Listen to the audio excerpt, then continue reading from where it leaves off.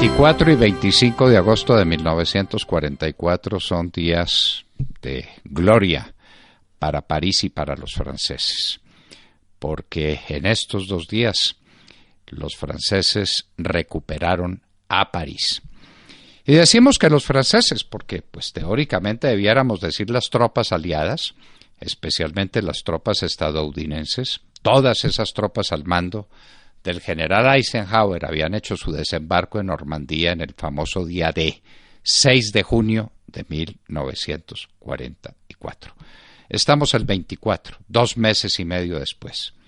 La resistencia francesa se había vuelto en contra de los alemanes, que estaban en París comandados por el general Dietrich von Choltitz, que había recibió la orden desesperada de Hitler de quemar a París, de volar a París.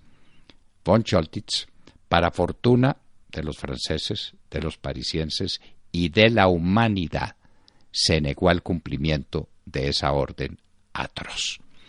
Pero ya, con las tropas aliadas en territorio francés, empezaron los motines y empezaron las huelgas. El 10 de agosto, por ejemplo, los ferroviarios se declararon en huelga. El 15, los policías y los trabajadores del metro.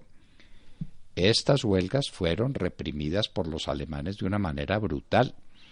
A 35 jóvenes franceses acusados de pertenecer a la resistencia, por ejemplo, los asesinaron, los fusilaron en el Bois de Boulogne, en el bosque de Bolonia, en las cascadas del bosque de Bolonia. 35.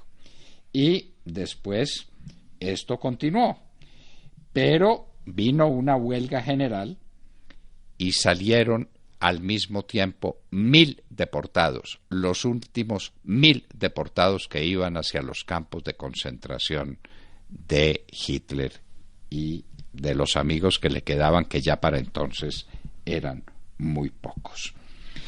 ¿Quién entró a París en primer lugar? Si el 25 es la rendición incondicional de von Choltitz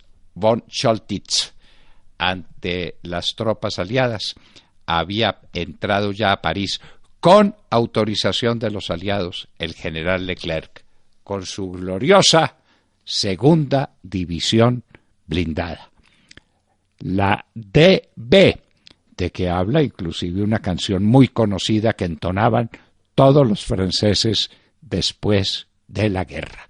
Lo primero que hizo Leclerc al entrar en París para esperar a las demás tropas aliadas por debajo del Arco del Triunfo, desfilarían marcialmente las tropas norteamericanas.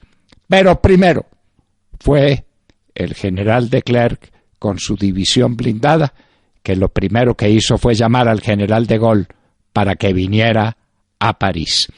La rendición alemana era un hecho, Francia volvía a ser libre, París quedaba en manos de los aliados y en manos de los franceses, que tuvieron actos de crueldad, inclusive con sus propios compatriotas que habían entrado en conversaciones y en cercanías con los alemanes.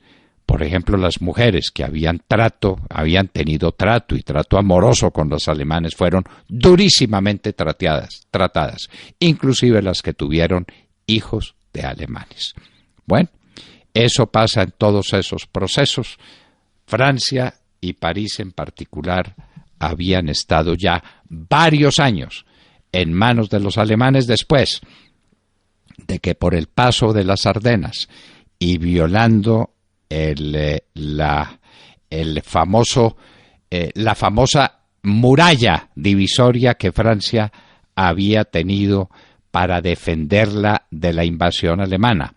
Cuando cruzaron por las Ardenas, cruzaron el río Mosa y llegaron triunfantes a París, el mariscal Pétain prefirió la rendición, la colaboración desde el gobierno de Vichy con los alemanes antes de poner en riesgo a Francia y a París de que fuera literalmente destruida por los alemanes. La línea Maginot había quedado superada, por las Ardenas entró el ejército, las divisiones blindadas de Alemania, y desde aquel lejano año de 1940 los franceses tuvieron que convivir con los invasores alemanes. Esa había sido la cruel respuesta de Alemania al Tratado de Versalles, que le puso fin a la Primera Guerra Mundial.